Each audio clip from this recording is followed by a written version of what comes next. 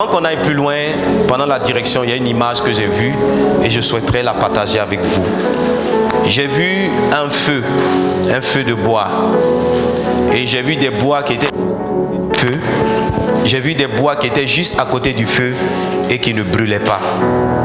Et l'explication que le Saint-Esprit m'a donnée, il m'a dit il y en a qui font l'effort de venir à l'église, mais qui ne font pas ce qu'il faut faire dans l'église pour qu'ils puissent eux aussi être participants de la bénédiction.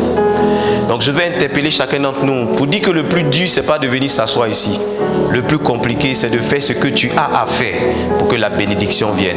Si tu es dans le service, c'est. Si tu as apporté quelque chose, apporte. Si c'est pour prier, prie. Mais ce que tu dois faire pour que ces 3 jours enfantent un témoignage pour toi, il faut le faire. Ne reste pas ici comme un spectateur.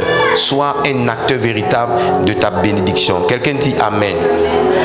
Chaque mois, à partir de ce mois de juillet, bon, nous l'avons commencé même en juin, on a eu ce temps, nous avons 3 jours dénommés en eau profonde. Et nous sommes ici pour croître spirituellement. Nous sommes ici pour grandir en hauteur et pour voir les promesses que Dieu a pour nous se réaliser.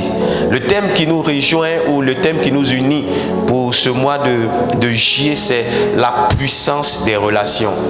Et hier, je vous ai dit que les relations sont puissantes parce qu'elles peuvent construire ou bien elles peuvent détruire une destinée. La puissance des relations vient du fait qu'elles peuvent enfanter une destinée, dans le négatif comme dans le positif. Donc si tu écris que les relations sont puissantes parce qu'elles peuvent construire ou détruire une relation, une destinée, pardon. Les relations sont puissantes parce qu'elles peuvent être un tremplin. Vous savez ce qu'on appelle un tremplin? Vous savez, souvent quand vous regardez les sports extrêmes, il y a ski, il y a BMX, vélo. Les gens, ils montent sur une estrade comme ça, c'est haut. Et puis, ils glissent dedans avec leur vélo, bien avec leur skateboard. Vous connaissez ça? C'est ce qu'on appelle un tremplin. Ça leur permet de prendre de l'élan et puis plus tard de voler encore plus haut dans les airs. Donc, une relation peut être un tremplin. C'est-à-dire quelque chose sur lequel tu montes et quand tu descends, tu vas plus haut. Donc, une relation peut t'amener plus haut. Mais une relation peut être aussi un frein. Elle peut être quoi? Un frein. Ça veut dire le jour où tu fais la mauvaise rencontre, ta vie et ta destinée s'arrêtent là. Je vous ai dit, une relation, c'est le caractère, d'accord? C'est le caractère ou l'état de 2 choses ou plusieurs choses entre lesquelles il existe un rapport. C'est le caractère ou bien l'état de plusieurs choses entre lesquelles il existe un rapport. Par exemple, il existe un rapport de sang entre ton frère et toi. Ce qui fait que c'est ton frère. Donc vous avez une relation. Le synonyme ou les synonymes de relation, très souvent dans le langage chrétien, on dit connexion. On dit connexion. Et les pasteurs sont friands de connexion. Parce qu'une connexion peut amener un homme quelque part. Il y a quelques années, l'archevêque William Duncan a été le pasteur qui a prié pour le président Trump. Son prénom c'est quoi? Donald Trump. Et pourquoi il a prié pour le président Donald Trump? Parce qu'il y a une de ses filles spirituelles qui est américaine et qui est blanche et qui est proche du président. Donc lorsque Trump a gagné les élections, qu'il fallait le consacrer, il fallait prier pour lui, elle a dit je vais te faire venir mon père.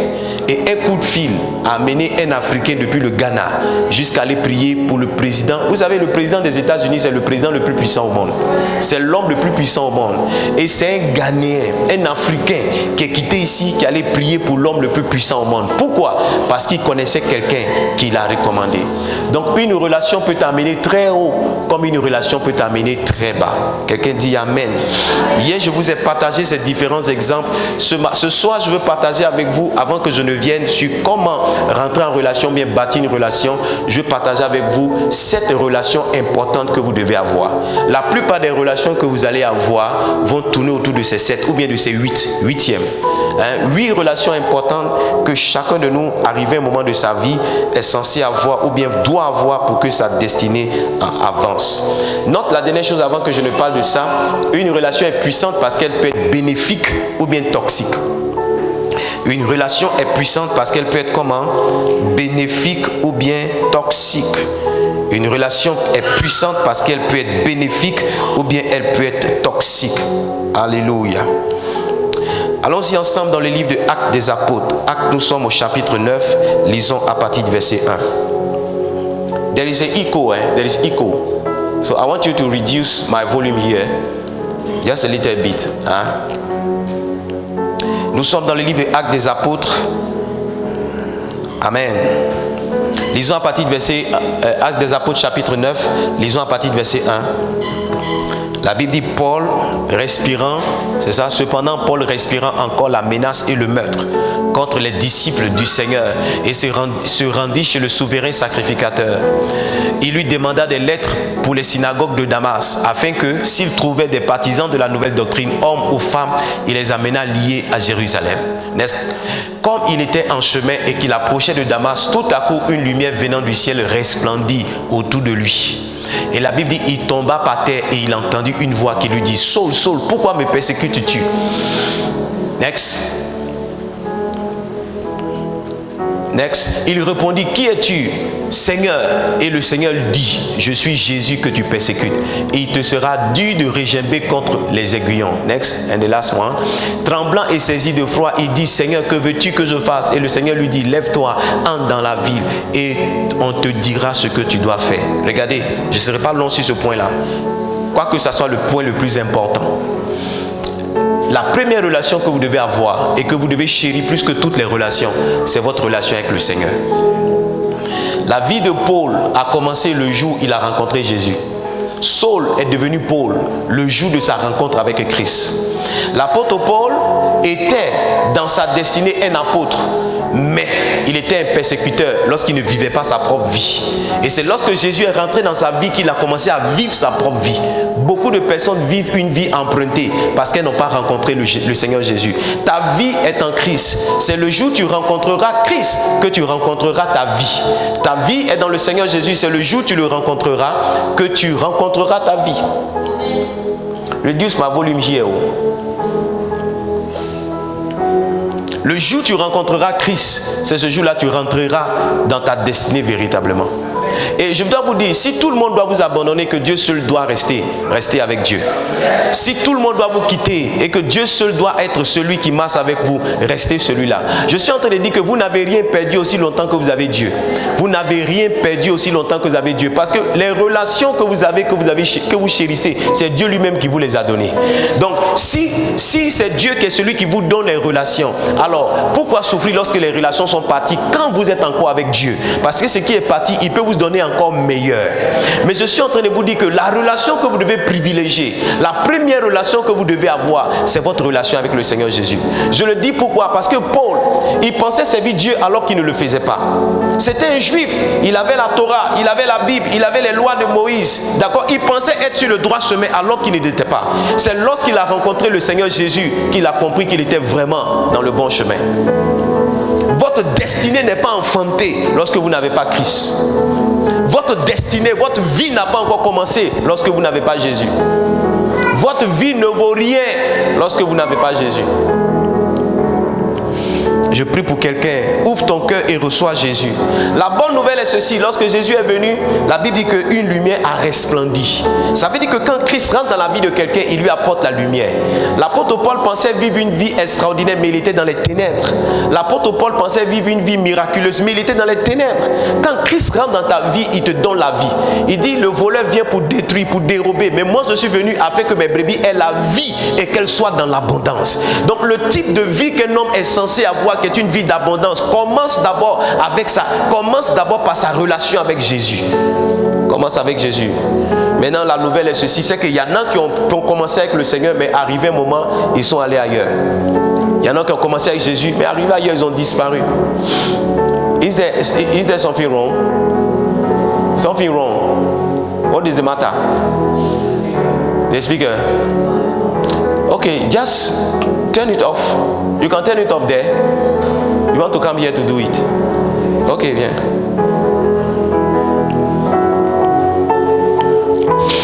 Est-ce que je peux avancer? Est-ce que je peux progresser?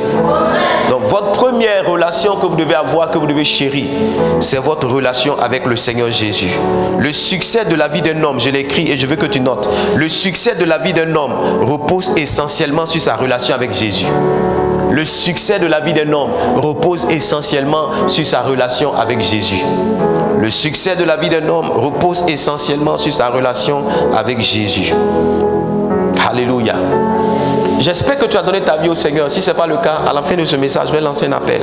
Tu viendras donner ta vie au Seigneur pour que ta vie avance et que ta vie soit comme Dieu veut. Alléluia. Le deuxième type de relation que vous allez avoir, allons-y, continuons notre lecture. Nous étions au verset combien? Verset 6. Tremblant et saisi d'effroi, il dit, Seigneur, que veux-tu que je fasse? Et le Seigneur lui dit, lève-toi, rentre dans la ville et on te dira ce que tu dois faire. Les hommes qui l'accompagnaient demeuraient stupéfaits. Ils entendaient bien la voix, mais ils ne voyaient personne. Maintenant regarde, Saul se releva de terre, et quoique ses yeux fussent ouverts, il ne voyait rien. Et on le prit par la main et on le conduisit à Damas. On fit quoi? On le conduisit à Damas. Il y a une deuxième catégorie de personnes, et ça ce sont des personnes physiques que tu dois rencontrer, c'est ce que j'appelle les conducteurs. Les comment? Les conducteurs, ce sont des gens qui rentrent un moment dans ta vie et par inspiration t'ouvrent une voie pour toi-même. Il y a beaucoup de personnes qui ne savaient pas, moi y compris, ce qu'ils devaient faire dans la vie jusqu'à ce qu'un jour ils rencontrent quelqu'un. Je me rappelle ce matin-là, très tôt je suis venu à l'église, c'était à l'église méthodiste. Et pendant que j'attendais que le culte commence, le président des laïcs est rentré. Et il travaille dans une société d'assurance. Et quand je l'ai vu rentrer avec sa voiture de société, j'ai dit, voici ce que je veux devenir. Voici ce que je veux faire. 5 ans après, je travaillais moi-même dans la même société que lui. Tu vois, ce monsieur-là est rentré dans ma vie, il n'a pas eu de contact avec moi. Mais le fait qu'il soit responsable et que j'ai les yeux sur lui, en le suivant, en l'écoutant, en le regardant, il a conduit ma vie. Il a conduit ma vie. Tu dois avoir des gens qui t'inspirent à devenir ce que tu veux devenir. Tu dois avoir des gens qui t'inspirent. En fait, ce sont des gens comme des modèles. Ce sont des gens comme des modèles qui te montrent une voie dans ta destinée. Il y a des pasteurs, quand tu les vois, tu dis c'est ce type de pasteur-là que je veux être. Il y a des femmes d'affaires, quand tu les vois, tu dis c'est ce genre de femme d'affaires-là que tu veux être. Et quand tu réussis, on dit mais comment tu es venu par là? Tu ne connais pas le nom de la personne, mais tu dis quand j'étais petit là, un jour j'ai fait une rencontre. Ou bien quand j'étais petit, il y a le voisin. Ou bien il y a ceci. Ce sont des gens qui conduisent tes pas. Ce sont des gens qui conduisent ta destinée. Ce sont des gens qui te donnent une voie. Ce sont des gens qui te donnent une orientation. Et ils arrivent souvent quand tu ne sais pas où partir. Quand tu ne sais pas trop quoi faire. Malheureusement, il y a beaucoup de personnes dans la vie qui ne savent pas quoi faire. Jusqu'à 20 ans, 21 ans, tu leur demandes, ils ne savent pas quoi faire. Parce qu'ils n'ont pas eu de conducteur. Ils n'ont pas eu des gens pour les conduire. Ils n'ont pas eu des gens pour ouvrir la voie pour eux. Ce soir, j'étais en train de penser à mon frère aîné. Et dans mon cœur, je me disais qu'à son anniversaire, qui est dans quelques jours, je lui ferai une grande surprise. Je ne sais pas s'il m'écoute, ça ne sera plus une surprise, mais je lui dirai que je ferai une grande surprise. Parce qu'en réalité, avant que je ne rencontre Dieu, et avant que mon père ne m'influence véritablement, la première personne qui m'a influencé, c'est mon grand frère. Dans beaucoup de choses que j'ai faites dans la vie, je les ai appris de mes frères, de mon frère. Mon affaire de basket, mon affaire de la musique, mon affaire de sortir, mon affaire de bien m'habiller, mon affaire d'aller à l'école, tout ça, c'est sur mon frère aîné que j'ai copié. Et je m'apprête à lui écrire un mot pour lui dire, je te dois beaucoup. Je te dois beaucoup. Même si je ne te l'ai pas dit assez souvent, c'est comme si tu as conduit ma vie. C'est comme si tu as conduit ma vie sans que tu ne me prennes par la main. Mais le fait que tu aies ouvert des voies pour moi, ça m'a aidé moi-même à trouver ma propre voie. Vous devez rencontrer ce genre de personnes. Vous devez avoir ce genre de personnes. Je vous dis, aucun homme ne se réalise seul. Aucun homme ne s'accomplit seul. Paul, la Bible dit, ils l'ont pris par la main. Ils l'ont pris par la main. Et ils l'ont conduit. Le problème avec beaucoup de personnes, c'est qu'elles n'acceptent pas d'être prises par la main. Il y a des gens qui n'acceptent pas qu'on leur montre la voie. Non, tu n'as rien à me dire, tu n'as rien à m'apprendre. Qu'est-ce que toi tu peux m'apprendre? Qu'est-ce que toi tu peux me dire? Écoute-moi bien, quelqu'un qui n'est jamais allé à Paris, il peut te dire comment on va à l'aéroport. J'ai un de mes oncles qui connaît toutes les avenues de Paris, tous les arrondissements de Paris. Il n'est jamais allé là-bas. Quand il cause avec toi, il peut te dire à côté de la Tour Eiffel, il y a quoi? Il peut te dire tous les restaurants qui sont sur les Champs-Élysées. Il n'est jamais allé là-bas. Mais il a la carte de Paris dans sa chambre. Il bosse ça par cœur. C'est son rêve d'y aller. Donc il y a des gens qui ne connaissent pas forcément le chemin, mais qui peuvent t'aider. Qui peuvent te dire quand tu vas, va. Et puis il y en a d'autres qui connaissent le chemin. Il faut marcher avec eux. Il faut marcher avec eux. Je lisais aujourd'hui, je crois, un proverbe qui a dit que un vieillard qui est arrêté au bas d'un iroko, il voit plus loin qu'un jeune qui est monté sur l'iroko. C'est-à-dire un vieillard, il n'est pas sur l'arbre, il est en bas. Et puis toi tu montes sur l'arbre. Lui qui est en bas, il voit plus loin que toi qui est monté sur l'arbre.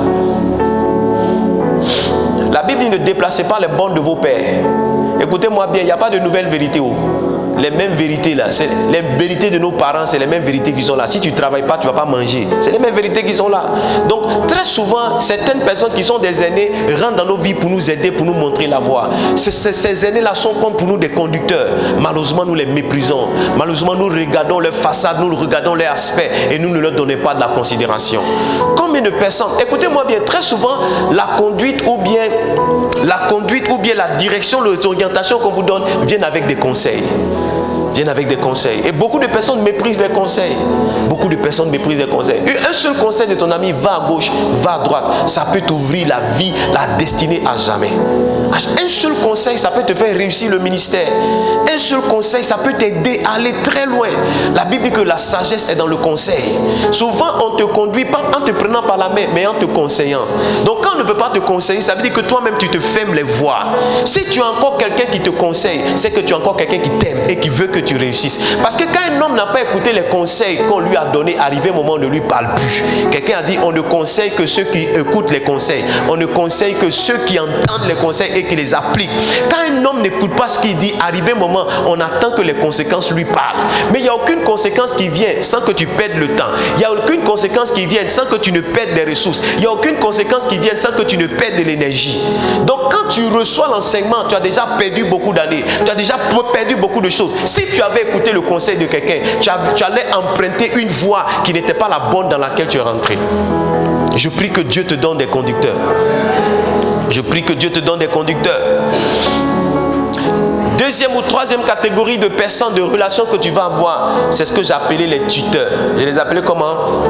Allons-y, Actes chapitre 9, le verset 9. Continue la lecture. La Bible dit, il resta 3 jours sans voir et ne mangea ni ne but. Maintenant, il est resté chez qui? La Bible va nous le dire.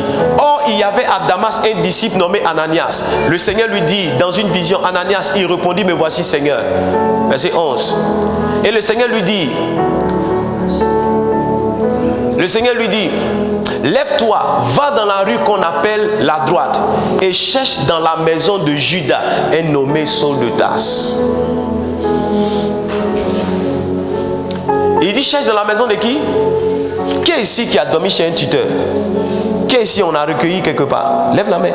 Regardez comme on est beaucoup, pratiquement là. Qui est ici? Tu as dormi chez un tuteur, regardez comme on est beaucoup. Maintenant la question que je vais nous poser, si ces tuteurs-là n'étaient pas là, qu'est-ce qu'on allait faire? Moi, j'ai été éduqué en mangeant attiqué sauce graine tous les dimanches. Et quand je suis allé loin de mes parents à Yamoussoukro, c'était difficile de manger attiqué avec sauce bassamoise. Donc, heureusement que Dieu m'avait donné un tuteur hébreu chez qui je fuyais les dimanches matins. On partait au culte et juste après, juste pour manger attiqué sauce graine. Et je prenais ma dose. Et quand je mangeais, tu sentais que je mangeais avec appétit. Et les gens ne se gênaient pas pour dire, mange bien. C'est pour toi tout ça. Mange. Bénis Dieu pour la vie de mon tuteur. Qu'est-ce que j'aurais été? Qu'est-ce que je serais devenu? Il y a beaucoup de personnes qui se sont retrouvées dans la rue ou dans la prostitution parce qu'ils n'avaient pas de tuteur. Parce qu'ils n'avaient pas de tuteur. Le tuteur, c'est qui? C'est celui qui te prend sous sa coupole et qui décide de prendre soin de toi. Ton tuteur, tu peux ne pas forcément habiter dans la même maison que ton tuteur, mais c'est lui qui paye tes kakis, c'est lui qui paye ta scolarité, c'est lui qui paye tes études, c'est lui qui te donne le petit déjeuner. Lui, c'est un tuteur. Quelqu'un comme ça, tu dois faire attention à lui. Tu dois préserver cette relation. Tu dois chérir cette relation.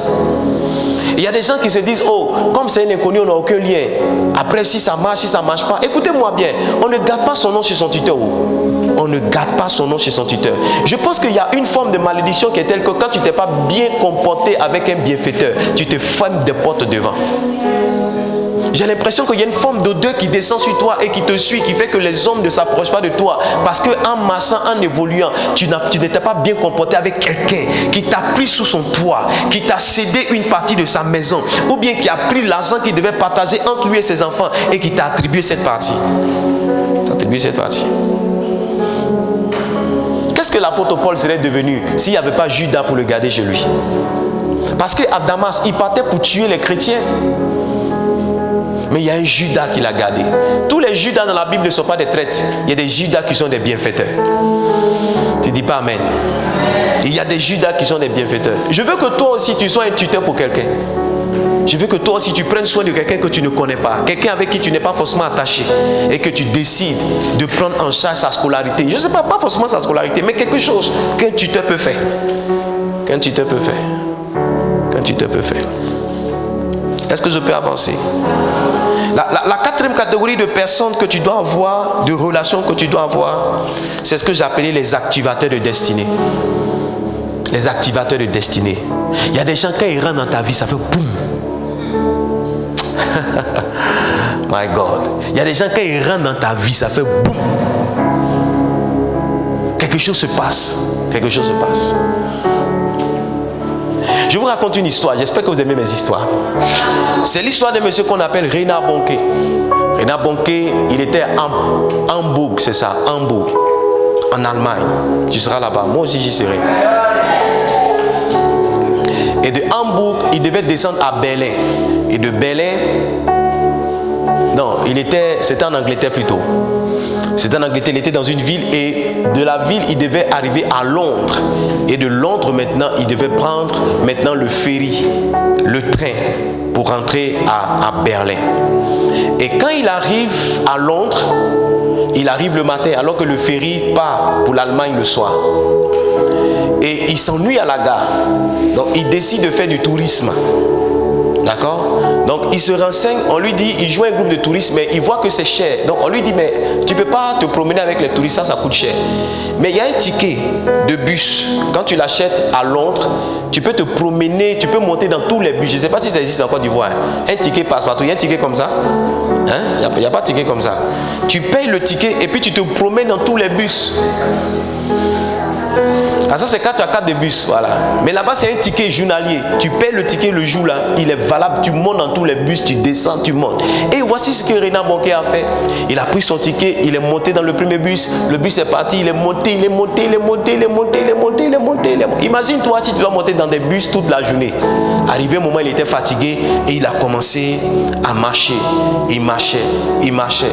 Quand il a marché, chez les blancs là, on écrit ton nom devant ta porte. C'est pas comme chez nous on dit, où est le tonton qui prêche, le tonton pasteur, il habite où? C'est quel portail? Je vois 3 portails, c'est où on tape? Chez les blancs, on écrit ton nom devant ta porte. Donc il a vu George Jeffreys. Et George Jeffreys, c'est un nom qui est commun en Angleterre. Mais il y a un George Jeffreys qui était un évangéliste international, qui a envoyé le ministère des signes, des prodiges et des miracles en Angleterre. À la fin de son ministère, il y avait certains scandales qu'il avait pas mal noté, mais il était toujours loin. Et quand il a vu ça, il a entendu le Saint-Esprit lui dit, mais pourquoi tu ne vas pas taper pour voir? Et il va taper à la porte. Et il rencontre une femme en forme là qui ouvre la porte et il lui demande, bonjour madame, est-ce que c'est ici que l'évangéliste George Jeffreys habite? Elle dit oui. Il dit, est-ce que je peux rentrer? Elle dit non, tu ne peux pas rentrer. Et il a entendu, pendant que la femme lui disait non, il a entendu depuis la maison, let him come. Ça veut dire laisse-le rentrer, laisse-le venir. Et quand il est rentré, qu'il a vu George Jeffreys, il a commencé à parler. Il dit, oh papa, j'ai lu tous vos livres, j'ai vu vos prédications. Il était excité.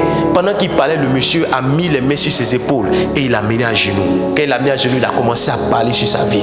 Il a commencé à parler sur sa vie. Il a commencé à parler sur sa vie. Quand il est sorti de là, il allait prendre son ferry. Dès qu'il arrivait à Berlin, son papa lui a annoncé la nouvelle que l'évangéliste international George Jeffreys vient de décéder. Lui savait ce qui était arrivé à sa vie. Reinhard Bonnke, tout son ministère que vous avez vu en Afrique, c'est cet activateur de destinée qui est rentré dans sa vie, qui a activé. Dieu m'a dit ceci et je crois que c'est vrai. Dieu m'a dit, il n'y a aucun homme de Dieu qui fait un exploit qui n'est pas adossé à un activateur de destinée. Dieu me l'a dit. Dieu a dit, ouvre les yeux et puis montre-moi un homme de Dieu qui fait un exploit. Et puis regarde derrière lui s'il n'y a pas quelqu'un qui a activé sa destinée. S'il n'y a pas quelqu'un qui a activé sa destinée. Livre dans toutes les relations que je vous souhaite. Rencontrer des gens lorsque vous êtes dans leur présence, quelque chose arrive à votre vie. Rencontrer des gens lorsque vous êtes dans leur présence, il y a comme si des barrières qui tombent, il y a comme si des portes qui s'ouvrent, il y a comme si des faveurs qui viennent, il y a comme si des grâces qui viennent, il y a comme des recommandations qui viennent. Souvent même vous avez certaines choses dont vous n'avez pas conscience, et quand ces personnes arrivent, elles activent ça. Tu peux chanter mais tu ne sais pas que tu chantes, tu peux prêcher mais tu ne sais pas que tu prêches, tu peux danser mais tu ne sais pas que tu danses, jusqu'à ce qu'un jour un homme homme rentre dans ta vie et puis dit, ma fille, tu es capable de le faire. Et alors qu'il t'aide à le faire, toi-même, tu commences à manifester quelque chose dont tu n'avais pas idée que tu pouvais devenir. I pray for you. Je prie pour toi que Dieu te donne des activateurs de destinée. Ce sont des gens quelquefois que tu peux rencontrer une seule fois. Une seule fois. Une seule touchée de main. Ou une seule parole. Ou bien une seule offrande. Tu peux le rencontrer qu'une seule fois. Tu peux le rencontrer qu'une seule fois. Mais à partir du jour où tu le rencontres, quelque chose arrive. Le jour où Saül a rencontré Samuel, il est devenu roi. Le jour où David a rencontré Samuel, il est devenu roi. Il y a des gens qui activent la royauté en toi. Il y a des gens qui relâchent la royauté sur toi. Il y a des gens, quand tu les rencontres, ta vie ne reste plus au même niveau. Il y a des gens, quand tu les rencontres, ta vie ne reste plus au même niveau. Livingstone, que Dieu t'ouvre les yeux et que tu identifies ces personnes-là et que le jour où tu les rencontres, que ce que tu dois faire, tu le fasses et que tu attrapes la grâce, le manteau que tu dois attraper pour avancer. On dit l'évêque Oyedepo vient à Abidjan. Il prêche à 18h. À 9h, on était à Wille-Chapelle. On était à Wille-Chapelle. My God. Arrivé un moment, on attendait. Arrivé un moment, on a vu un monsieur rentrer dans son costume blanc. J'ai vu que tous les papas étaient en train de se mettre à genoux. Qui suis-je moi? Qui suis-je pour rester debout? Si je pouvais me coucher, j'allais me coucher. My God! Parce qu'il y a des gens, souvent tu ne peux pas le rencontrer 2 fois. Tu vois, tu ne peux pas le rencontrer 3 fois. La seule fois, c'est l'unique. Et si tu l'as manqué à jamais. J'ai compris une chose. L'onction qui ne t'attire pas ou l'onction qui t'a dépassé va toujours tomber chez quelqu'un. Je suis sûr que ce jour-là, si ce n'était pas Renat Bonke qui avait frappé à la porte du monsieur, que c'était un autre jeune qui était venu, il allait attraper cela. Il allait attraper cela. Il allait attraper cela. Il y a des gens, quand ils parlent sur ta vie, quand ils disent quelque chose sur ta vie, quand ils te touchent. Nous les francophones, on n'a pas compris ça. Les anglophones l'ont compris. C'est pourquoi les anglophones ne laissent pas certaines occasions passer. Je vous ai dit, un Ghanéen est venu me voir. Il dit, pasteur, il m'a dit à l'oreille, est-ce que tu peux me donner 5 000 le soir et te donner? Oh, j'ai cru qu'il avait une urgence. Il a pris mes 5 000, il allait faire offrande au pasteur Mohamed. Et devant moi, le pasteur Mohamed a prié pour les tomber. Moi qui croyais que 5 000 c'était pas suffisant pour attraper l'onction. Le monsieur a pris l'onction et mes 5 000. Le soir, il m'a trouvé, il m'a donné les 5 000. J'avais honte de prendre l'argent. J'ai tourné. Après, j'ai donné l'argent à sa femme. J'ai dit, tiens, c'est l'aide de l'enfant là. Parce que je ne sais pas comment je vais prendre les 5 000. J'ai dit, tiens, c'est l'aide de l'enfant. Il faut prendre, c'est l'aide de l'enfant. Il m'a envoyé un message encore pour me dire merci. Non seulement il a eu l'onction avec mes 5 000, mais il a encore eu l'aide de l'enfant avec mes 5 000. Doublement. J'ai attrapé mon cœur, j'ai dit, mais bon, tu as été idiot. Mais Dieu m'a fait grâce, le pasteur Mohamed est venu. Pour moi aussi, il est venu au nom de Jésus. Ah, quand il m'a touché, quand je partais à la réunion des pasteurs, j'ai dit à mes amis, s'il me touche, même s'il ne doit pas tomber, j'ai tombé. Donc aidez-moi. J'ai dit non. J'ai dit là-bas, il n'y a pas mes enfants. Donc si le pasteur moi-même me touche, je vais tomber. S'il me touche, moi-même, je vais me jeter. Ça dit, tellement je veux, je vais me jeter. Et quand il m'a touché, je suis allé en arrière. Et c'est les chaises là qui m'ont bloqué, je me suis assis dedans. Sinon, dans mon esprit, mais je dis aujourd'hui, je tombe. Je m'en vais pour tomber. Comment? Moi aussi, je vais tomber pour voir. Je m'en vais pour tomber. Et je suis sûr que depuis qu'il m'a touché, quelque chose est rentré dans ma vie. Quelque chose est rentré dans ma vie. Un activateur de destinée, c'est quelqu'un comme Ananias. Reviens au verset 9. Ananias. Allons-y, tu es verset 11, allons-y au verset 12. Il a dit, Ananias, va, cherche dans la maison un homme appelé Judas. Il dit, quand il prie, il a vu dans une vision un homme du nom d'Ananias. Souvent, les activateurs de destinée, c'est des gens que tu vois dans tes rêves. C'est des gens que tu vois dans tes songes. Quand je te dis là, si tu vois un homme de Dieu dans ton songe, viens m'expliquer. Moi-même, je vais t'aider à t'approcher de lui.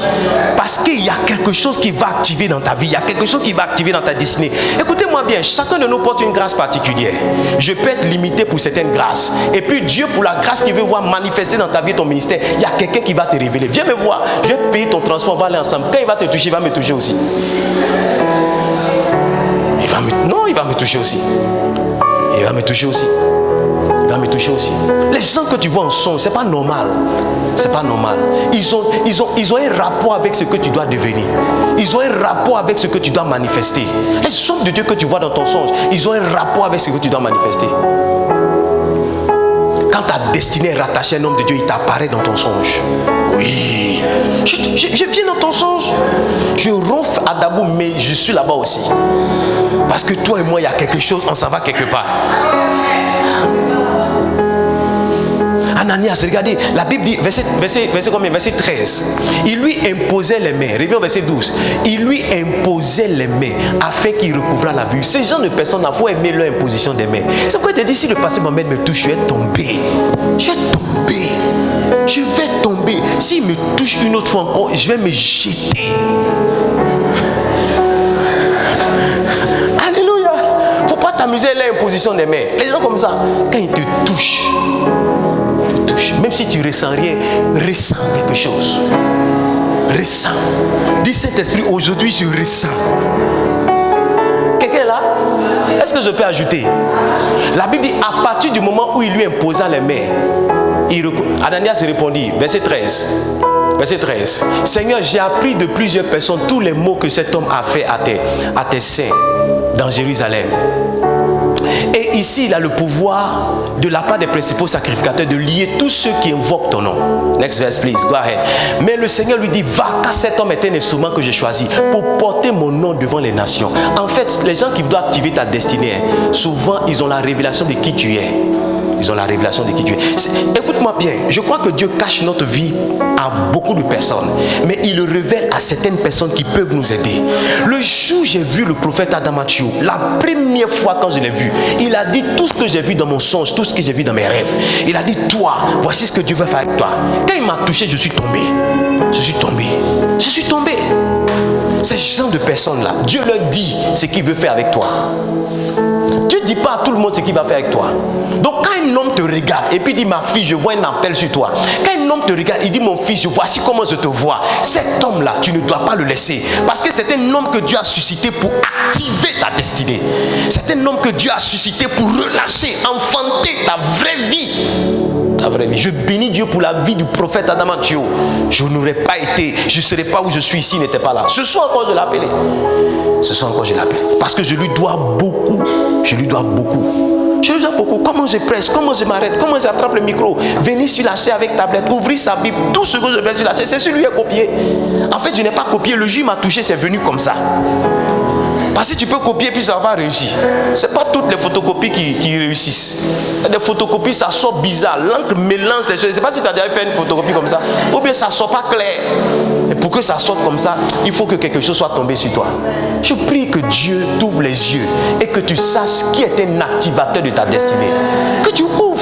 Regarde, si tu es sensible, tu vas voir que depuis que tu viens dans cette église, il y a des choses, quelque chose qui te sont arrivées. Et tu vas voir que toi et moi, il y a une forme de connexion et de lien. Tu vas voir que souvent, quand tu penses à moi, mon appel vient. Tu vois souvent que quand tu es en train de me critiquer, mon message vient. Tu vas voir souvent que quand tu dors, que tu me vois, je t'appelle spécialement. Tu ne sens pas. Tu ne sens pas. Cette semaine, j'ai dit à ma fille, je viens manger chez toi. J'ai dit, tel jour, je viens manger chez toi. Elle dit, papa, tu as confirmé ce que je pensais. Que moi-même, j'étais en train de réfléchir comment j'allais créer l'occasion pour que tu pries pour moi. C'est pas parce qu'il n'y a pas à manger chez moi. Je mange bien, doublement. Mais c'est une connexion qui fait qu'un homme de Dieu peut dire ça. Connexion qui fait ça. N'oubliez, ne vous amusez pas à l'imposition des mains. Ça peut changer votre vie. Il dit qu'à cet homme est un instrument que j'ai choisi pour porter mon nom devant les nations, devant les rois et devant les fils d'Israël. C'est Ananias seul qui avait la révélation de qui l'apôtre Paul était. Il y a des hommes à qui Dieu a révélé qui tu dois être. Attache-toi à ces personnes-là. Celles qui pourront mieux t'aider. Celles qui pourront mieux te soutenir. Celles qui, lorsque tu seras en train tu seras en train de ramper, tu seras en train d'aller à gauche et à droite, c'est elles qui pourront continuer de croire en toi. Il y a beaucoup d'entre vous, vos vies sont bizarres. C'est parce que Dieu m'a parlé de vous, c'est pourquoi je suis patient avec vous. Sinon, il y a longtemps, vous a chassé.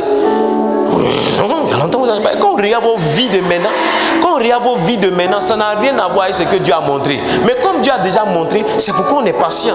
Parce qu'en montrant, Dieu te donne le cœur pour attendre. Et il te donne aussi la force et la révélation pour aider la personne. Sinon, un homme de Dieu qui ne sait pas qui doit venir, mais il va mépriser la personne. Il va mépriser la personne. Je ne sais pas si je dois prêcher ici ou bien si je dois arrêter ma prédication. Quel type de personne? On était à laquelle première personne, première relation, c'était quoi? La relation est quoi? Le Seigneur. Deuxième type de relation, les conducteurs, les gens qui te conduisent. Troisième type de relation, les tuteurs, les gens qui prennent soin de toi alors que vous n'avez aucun lien de parenté. Les gens qui marchent avec toi alors que vous n'avez aucun lien de parenté. Et puis après on a dit quoi? Les activateurs de destinée. Il y a des gens, quand tu marches avec eux, ils activent ta destinée. Cinquième, et non des moindres, les frères de la communauté. Dans Actes chapitre 9, dans le verset 19. Vous allez voir, verset 19, on va lire d'abord verset 19. La Bible dit, après qu'il eut pris de la nourriture, les forces lui revinrent. Saul resta quelques jours avec les disciples qui étaient à Damas. Écoutez-moi bien, il y a une relation qu'on méprise, c'est notre relation communautaire, la relation de l'église. Très souvent, les gens voient la force de l'église quand ils sont dans des problèmes, ou bien quand ils attendent certains événements heureux.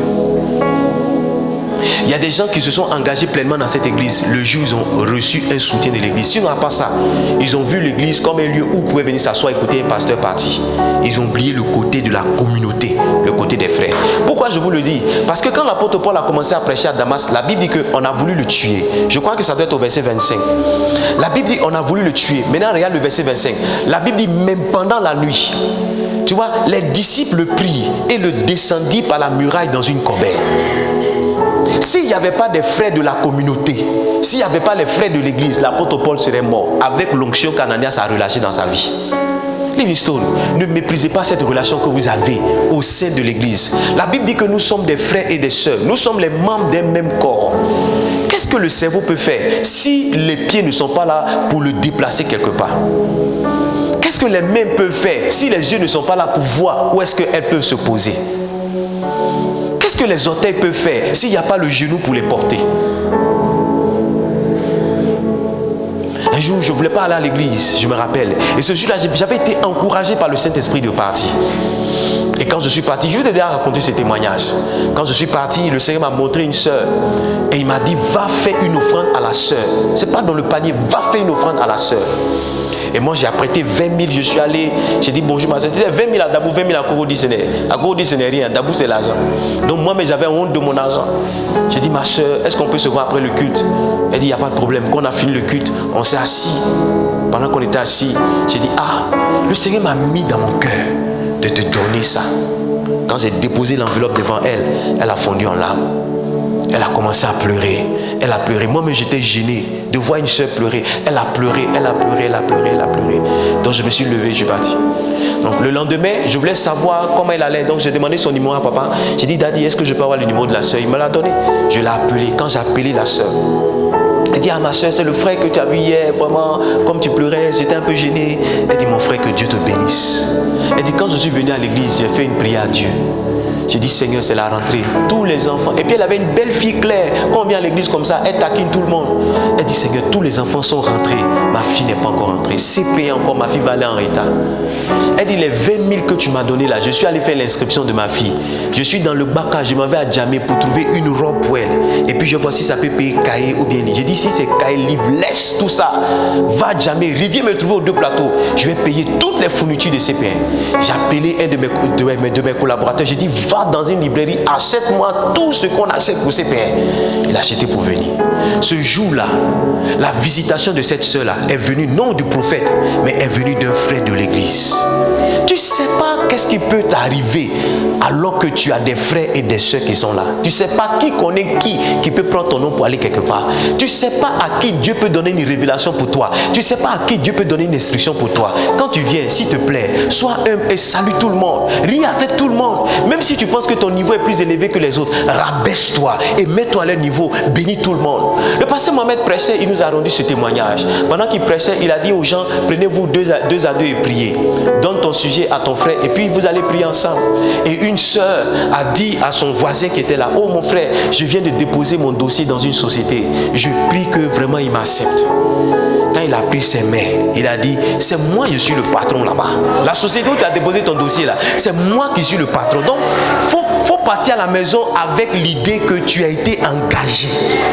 Écoute-moi son travail est venu à cause de son frère de la communauté. À cause de son frère de la communauté. À cause de son frère de la communauté.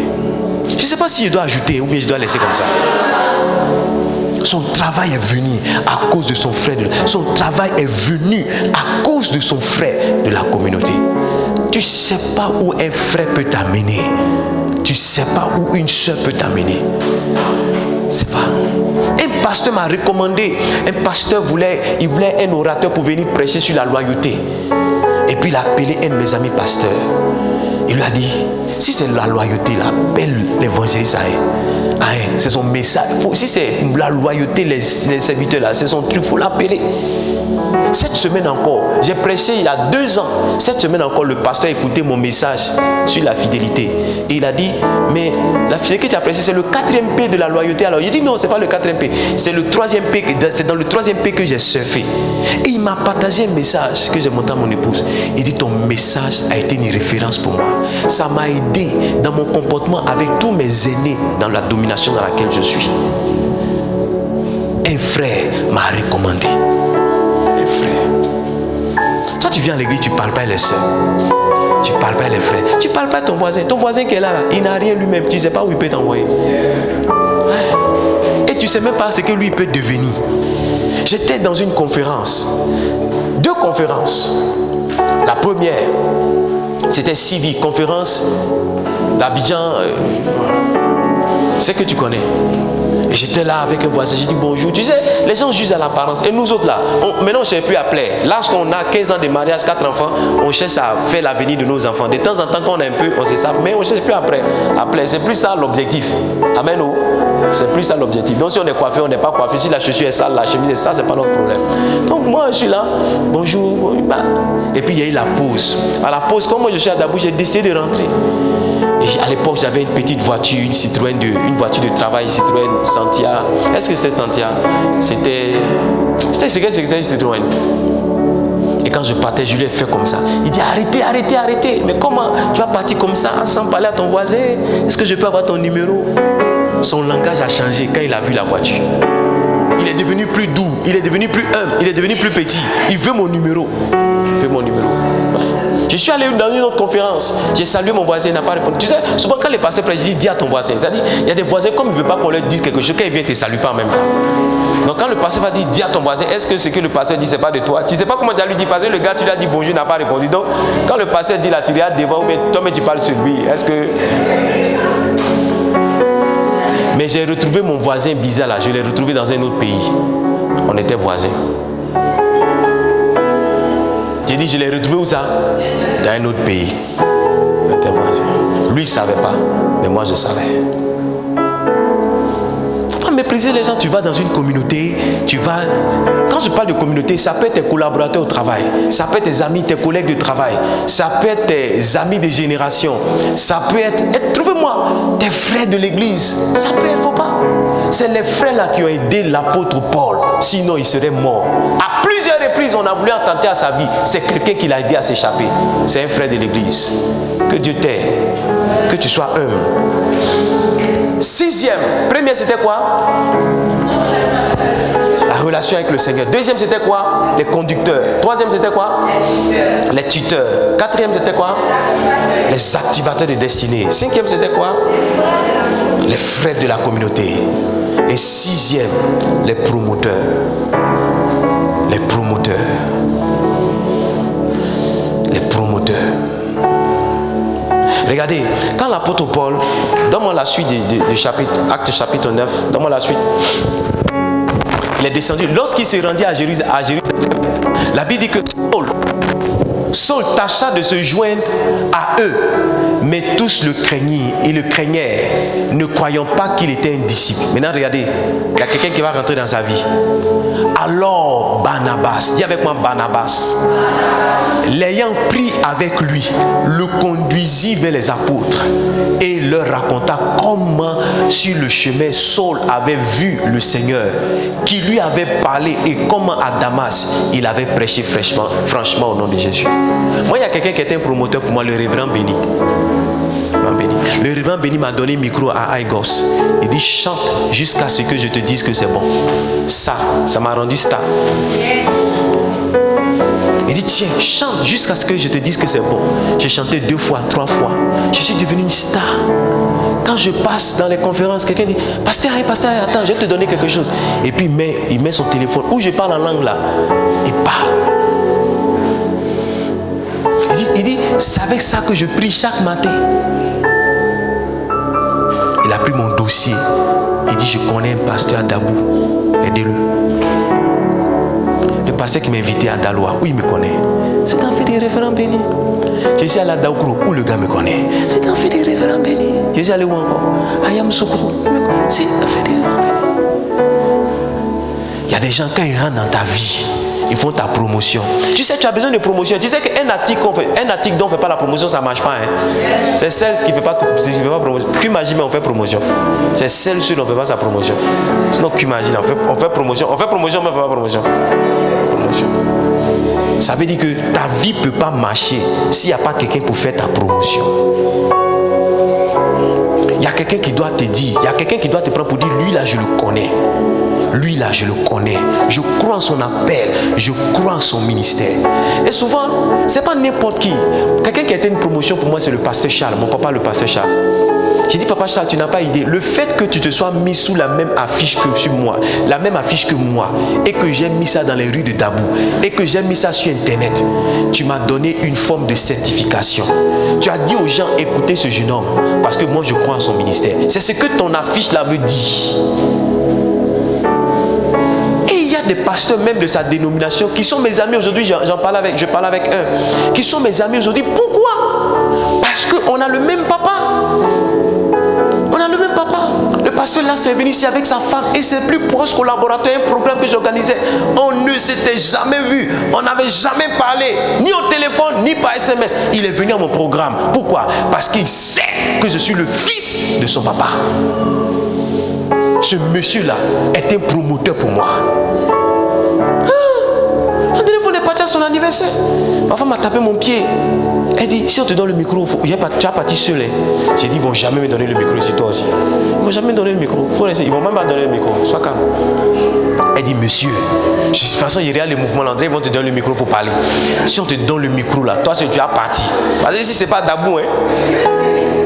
J'ai dit, il ne faut même pas t'en faire. Il ne faut pas me donner le micro. J'étais là comme ça. La dirigeante du culte, ou bien comme on l'appelle, la directrice du culte, elle est venue. Elle dit, pasteur, après ça, c'est vous. Moi-même, mon cœur est tombé dans mon ventre. Je dis, j'ai pas dit ça à ma femme, parce qu'elle doit être forte. Moi-même, j'ai dit, Seigneur, c'est quelle promotion ça? Ça, c'est quelle promotion ça? C'est quelle promotion? Je suis allé. C'est-à-dire, j'ai marché de telle sorte. Souvent, tu fais le kotoku et puis tu tombes bizarrement, la honte tombe sur toi là.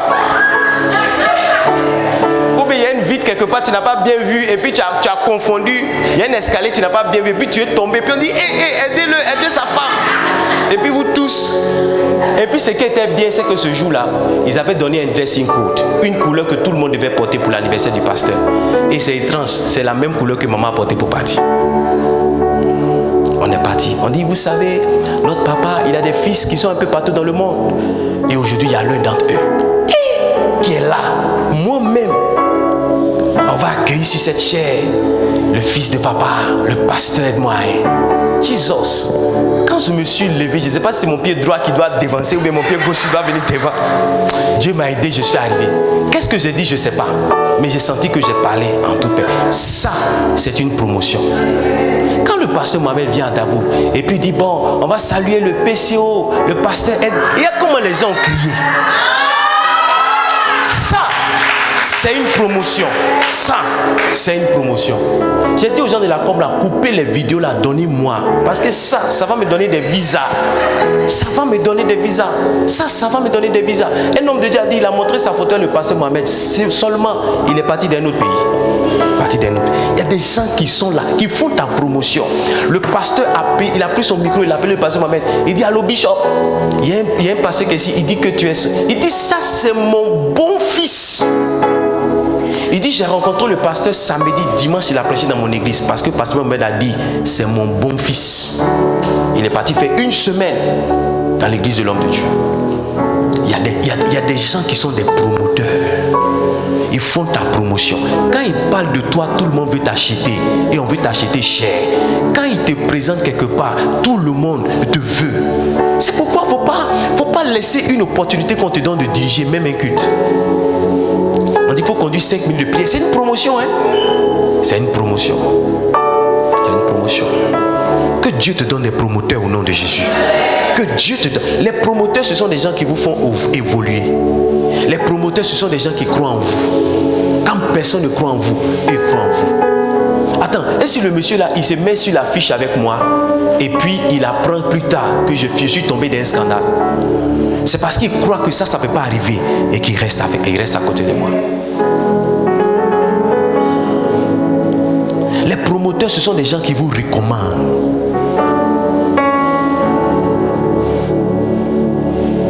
Ils vous recommandent. Les promoteurs, ce sont des gens qui vous recommandent. Ils disent, celui-là, c'est mon frère. Lui-là, c'est mon ami. Lui-là, c'est mon fils. Lui-là, c'est mon fils. C'est mon fils qui est là. Lui-là, c'est mon fils. Dieu a recommandé Jésus. Il dit, celui-ci est mon fils bien-aimé. Écoutez-le. Écoutez-le. Ça sonnait, eux tous, ils ont entendu. Voici comment le ministère de Jésus a commencé. Livingstone, ne commencez pas un ministère si vous n'avez pas été recommandé. S'il n'y a pas quelqu'un qui vous fait la promotion. C'est pas quelqu'un. La dernière fois, je suis allé voir mon père. Il dit, mon fils, je ne peux pas être partout maintenant. Après toi, tu vas faire des voyages pour moi. Je ne peux pas dire fort. À répéter. C'est ce qu'il dit dans mon cœur. À répéter. À répéter. Il y a des gens qui disent, lui là c'est mon fils. Et une cérémonie d'ordination, c'est ça. Quand on fait la consécration de quelqu'un là, c'est faire sa promotion. C'est quelqu'un d'autre qui est plus élevé, qui est crédible, qui vient dire, à partir d'aujourd'hui, je reconnais celui-là comme un pasteur. Donc vous aussi, reconnaissez-le comme un pasteur. C'est comme ça que ça marche. Comme ça que ça marche. Tu vois, tout ce que je suis en train de dire, Dieu m'a dit. Parce que hier, je t'ai parlé de 4 buts, n'est-ce pas? Je t'ai dit, on va comprendre les relations. C'est pas ça? On va avoir la sagesse pour gérer les relations. Et puis, j'ai dit quoi encore? Avoir la sagesse pour attirer les relations. Mais Dieu m'a donné 5e. Il m'a dit, tout ce que tu es en train de dire, ça va relâcher une grâce de connexion des gens. Si. Dieu m'a dit, ceux qui écoutent ce message, ils vont avoir une grâce pour se connecter aux gens. Ils vont avoir une grâce pour s'attacher aux gens. Je vous assure, il y a beaucoup de pasteurs qui me disent, comment tu fais? Comment tu as fait? Et puis le pasteur Charles, c'est ton papa.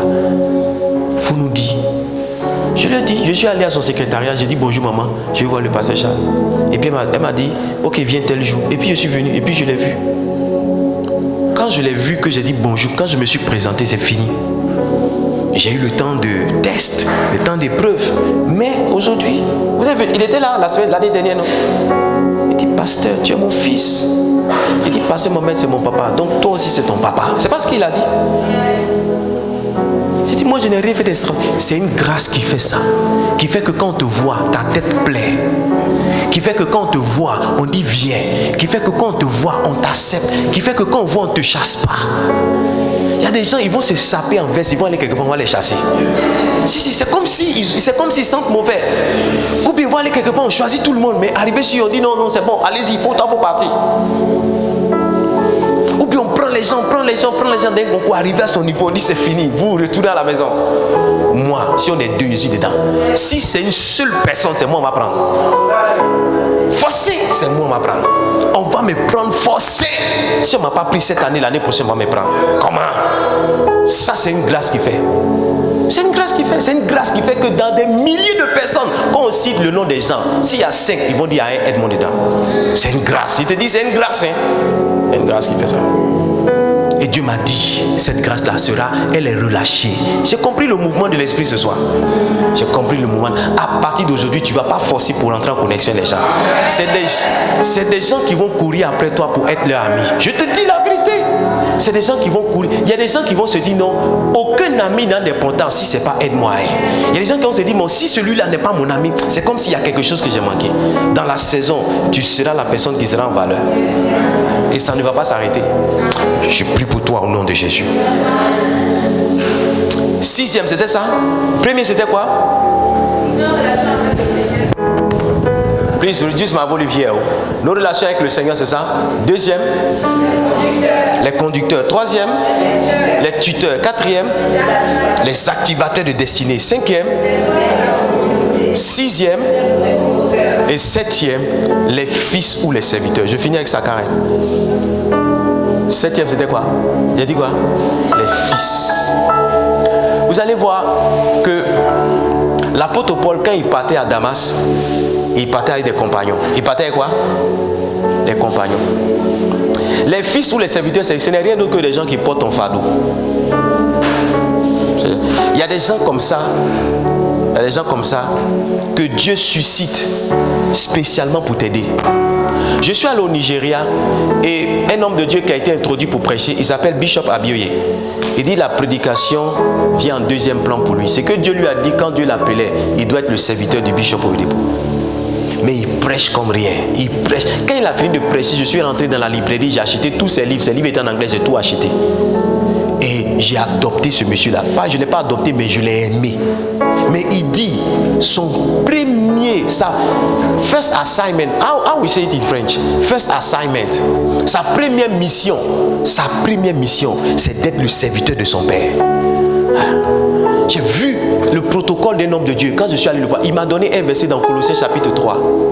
Il dit, lui, Dieu l'a appelé pour qu'il serve son pasteur.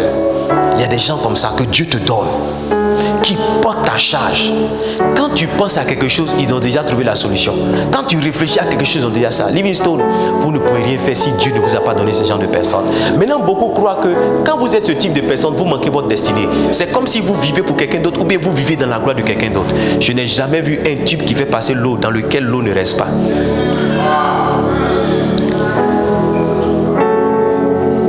On soulève la coupe du quand on dit coupe du monde là, quand on prend photo de la coupe du monde, on prend photo de la coupe avec celui qui l'a soulevée. Maintenant écoute-moi bien, quand le président est en train de passer sa voiture et puis il s'élève pour le saluer là, est-ce qu'on ne salue pas le chauffeur aussi? Est-ce que le chauffeur ne peut pas faire comme ça aussi? Attends, est-ce que le chauffeur ne peut pas faire comme ça aussi? S'il fait, est-ce qu'ils vont dire oh? Est-ce qu'ils vont faire comme ça? Oh, c'est pas toi.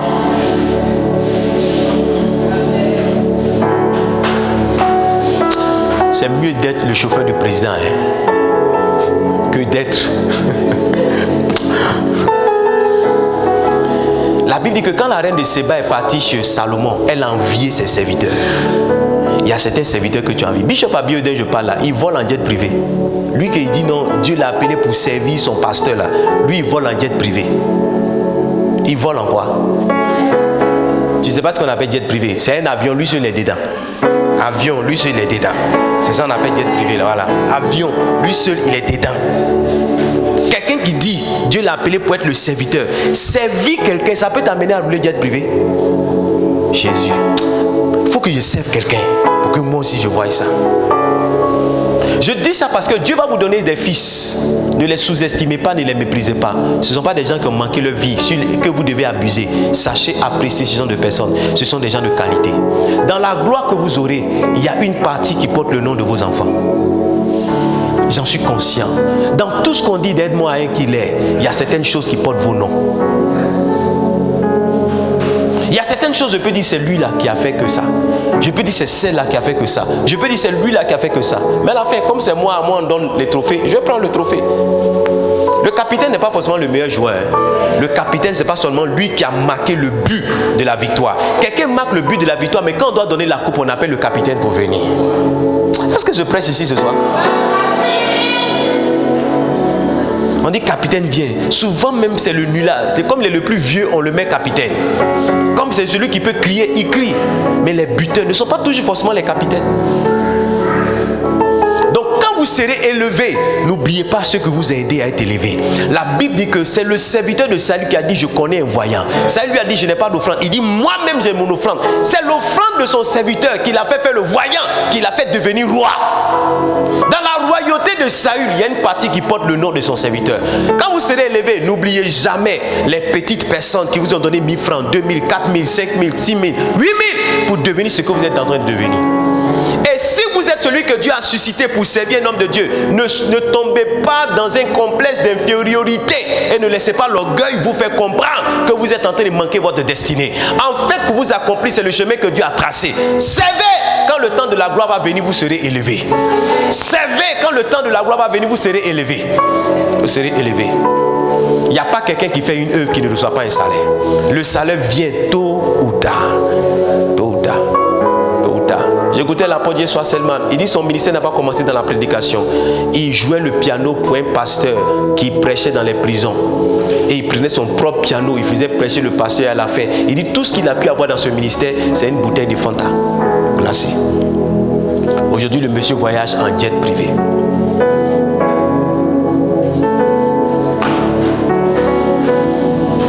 Voici les 7 relations bénéfiques que vous allez avoir. Je prie que Dieu vous ouvre les yeux chaque fois que ces relations vont venir. Chaque fois que quelqu'un va rentrer dans ta vie pour dire bonjour, je suis monsieur ci, dis à Dieu, c'est quel type de relation ça. Chaque fois qu'une soeur va venir pour dire oh bonjour, je suis la soeur ceci, demande au Seigneur, c'est quelle relation ça. Où est-ce que cela va m'amener? Dieu m'a dit fils, il n'y a pas de coïncidence, il n'y a pas de hasard. Quand la saison vient, je permets à un homme de rencontrer un autre pour que sa vie soit en bénédiction pour l'autre ou bien pour que leur vie soit en bénédiction l'un pour l'autre. Dieu me l'a dit, quand vient l'heure de la prochaine saison, nos pas sont conduits vers ceux qui portent l'onction pour. Chaque fois que je rencontre un homme, que ce soit en consultation, que ce soit dans un séminaire, que ce soit en voyage, je me dis toujours, il y a quelque chose que je dois faire dans sa vie, ou bien il y a quelque chose que Dieu veut faire dans ma vie à partir de cette personne. C'est pourquoi je ne détruis pas mes relations. Je suis un homme très relationnel. Ce soir encore, je parlais avec un de mes amis qui est pasteur à l'intérieur du pays. On se connaît depuis la classe de terminale. Il m'a dit ce soir, il dit je t'aime mon frère. Je dis je t'aime. Oui, garçon peut dire à son ami qu'il aime. Oui. Il dit, parce que où ton esprit est parti là. Il dit je t'aime mon frère. J'ai dit moi aussi je t'aime mon frère. Il dit j'embrasse ta femme. J'ai dit moi aussi j'embrasse ta femme. On se parle bientôt. Il dit il était là comme ça puis il a pensé à moi. Quand quelqu'un pense à toi, je te dirai comment bâtir de bonnes relations. Comment bâtir de bonnes relations. Quand quelqu'un pense à toi, ça veut dire que tu as bon cœur. Quand quelqu'un pense à toi. Parce que... Non, je vais vous dire ça demain. Parce que le cœur d'un homme est ce qui facilite la connexion. Tu peux être assis à côté de ta voisine parce que son cœur est fermé pour toi. Toutes les TAP, les techniques d'approche que tu vas employer, ça ne va pas prospérer. Mais si tu as un bon cœur, quelqu'un va venir de loin et puis il va dire, je ne sais pas, mais ta tête me plaît. Je ne sais pas, mais ta tête... Tu ne peux pas être mauvais puis ta tête va plaire à quelqu'un. Si tu veux, il faut porter perruque. Il faut mettre parfum sur toi.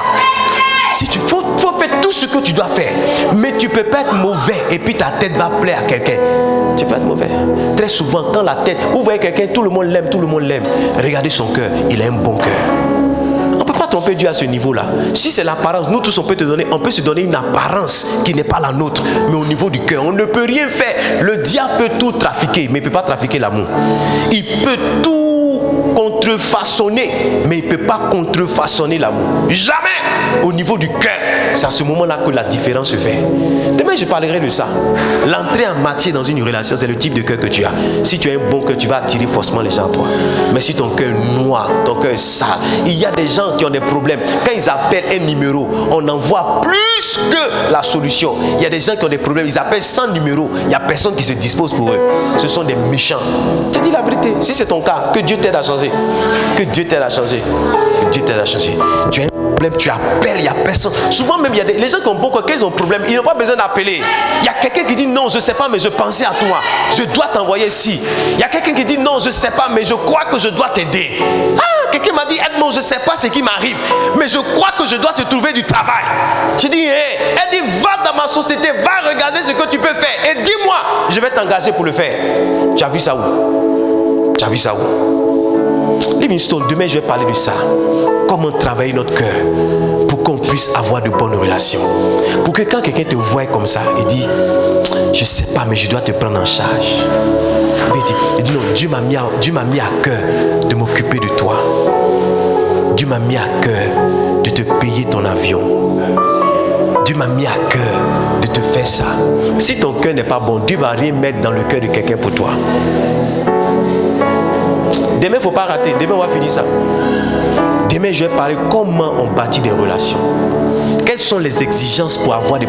Toutes les relations que j'ai citées, comment tu peux les bâtir? Demain, j'ai parlé de ça. Et si délibéré, on va continuer comment restaurer les relations. C'est tout un livre que je suis en train d'écrire. En août, on aura encore au profond. Je ne sais pas quel thème le Saint-Esprit va nous donner. Est-ce que ces 2 jours-là, ça ne vous a pas béni? Août, il ne faut pas rater. Août, on va mieux se préparer. Parce que j'ai senti le mouvement de l'Esprit. Le Saint-Esprit m'a dit, le mouvement, c'est ça. C'est ça. Ouvre les yeux, mon fils. Ne cherche pas autre chose, c'est le mouvement qui est là. On va se tenir debout, on va prier. Je ne sais pas si tu es là ce soir. Si tu as entendu ou bien si tu as compris. Mais on va prier ce soir.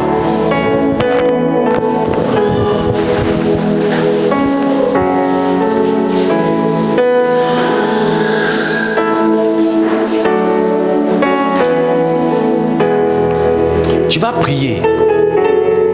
Vous savez, toutes les personnes que j'ai citées, dans d'autres enseignements, on les appelle les aides de destinée.